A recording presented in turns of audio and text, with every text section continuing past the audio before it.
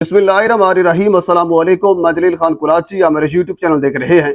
हुजूर वाला पाकिस्तान के सियासी मंजरनामे में आज पूरा दिन क्या कुछ होता रहा और मुमकिन तौर पर कल क्या हो सकता है, इस हवाले से डिस्कस करेंगे। आज अदालत से बड़ी अहम तरीन खबरें हैं। जस्टिस तारिक महमूद जहांगीरी साहब ने बड़े सख्त किस्म के रिमार्क्स दिए हैं और जस्टिस मोहसन अख्तर कियानी साहब ने बड़े सख्त किस्म के रिमार्क्स दिए हैं। और इसी तरह मुल्तान के हल्का NA 48 का जो रिजल्ट आया है वो किस बुनियाद पर आया है और उसको कहाँ चैलेंज किया जा रहा है, उस हवाले से। और इसके साथ इलियास तनवीर साहब को रात गिरफ्तार किया गया था, क्यों गिरफ्तार किया गया वो भी आपके सामने रखता हूँ। बहरहाल शुरू करते हैं जस्टिस तारिक महमूद जहांगीरी साहब के हवाले से। मैंने कल और परसों की वीडियो में आपको यह बताया था कि ऐसा होने वाला है।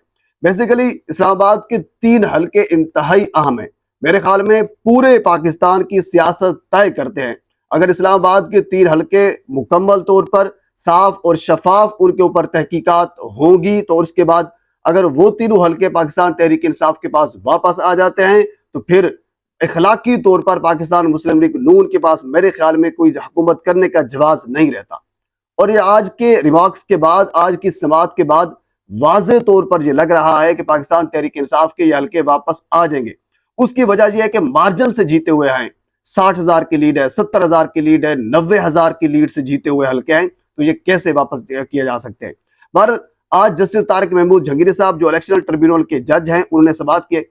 इससे पहले उन्होंने यह हुक्म दे रखा था कि जो दरखास्त गुजार है शुएब शाहीन, अली बुखारी, आमिर मुगल, कि इनको कि आपने फॉर्म 45 लेकर आने हैं, सभी जो डॉक्यूमेंट्स है आपने लेकर आने हैं। और इसी तरह रिटर्निंग अफसरान को भी हुक्म दे रखा था, यानी इलेक्शन कमीशन को।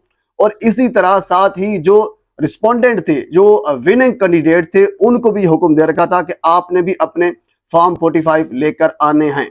तो आज की सूरत हाल में आपको जस्ट एक खुलासा बता देता हूं। आज की सूरत हाल ये हुई है कि सिर्फ जो पाकिस्तान तहरीक इंसाफ के लोग हैं वही पेश हुए हैं और उनके पास डॉक्यूमेंट्स पूरे थे। फॉर्म 45, 46 और 47 सभी कुछ उनके पास मौजूद था।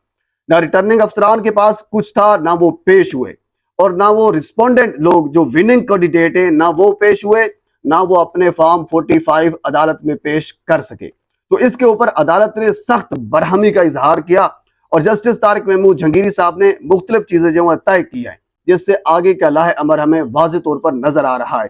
एक ये तय हुआ है, क्या फॉर्म 45 जो इनके पास हैं या फिर जो रिटर्निंग अफसरान के पास हैं या फिर जो इलेक्शन कमीशन के पास है, जो रिस्पोंडेंट लोग जो विनिंग कैंडिडेट है उनके पास है, सच्चा फॉर्म 45 किसका है ये कैसे तय होगा?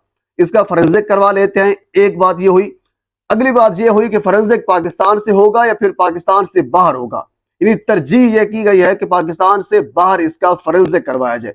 लेकिन उससे पहले यह तय पाया है कि जब बाकी समातें होंगी पाकिस्तान के अंदर जस्टिस तारिक महमूद जहांगीरी साहब की अदालत में, तो हर समाज से जो आज के SOP से लगा है कि हलफ से बात शुरू होगी और हलफ पर बात खत्म होगी। मैं आपको छोटी सी मिसाल दे देता हूं। अगर एक हलफ शुएब शाहीन साहब उठाते हैं और इसी तरह फिर मुस्तफा नवाज खोकर साहब भी हलफ उठाकर अपना फॉर्म 45 जो जमा करवाते हैं, TLP का जो बंदा है वो भी हलफ उठाकर अपना फॉर्म 45 जमा करवाता है, जमात इस्लामी का बंदा भी फॉर्म 45 लेकर हलफ उठाकर अदालत को दे देता है, और एक साइड पर तारिक फजल चौधरी साहब भी अपना फॉर्म 45 अदालत को देते हैं।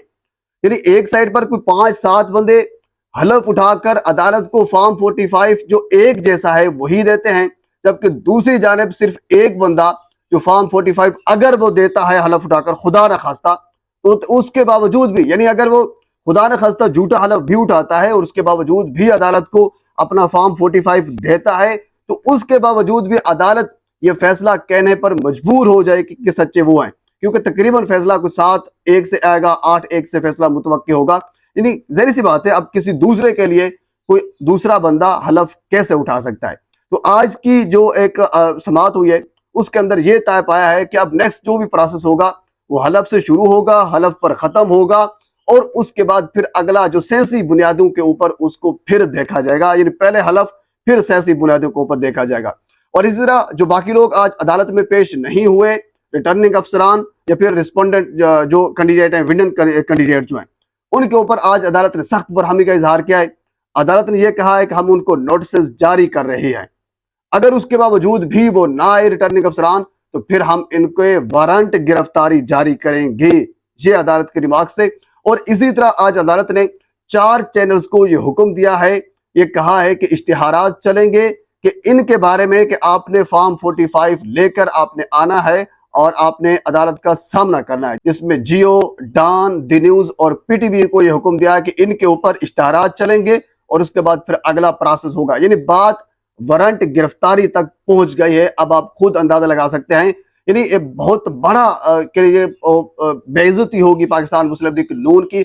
इससे बड़ा मेरे ख्याल में जो सेटबैक है वो नहीं हो सकता पाकिस्तान मुस्लिम लीग नून के लिए। इस्लामाबाद के वफाकी दारुल हुकूमत के तीनों हल्के जो 80-90 हजार की लीड से आप हारे हुए थे, आपने जबरदस्ती उसके ऊपर कब्जा किया हुआ था, इंतहाई बेइज्जती होगी।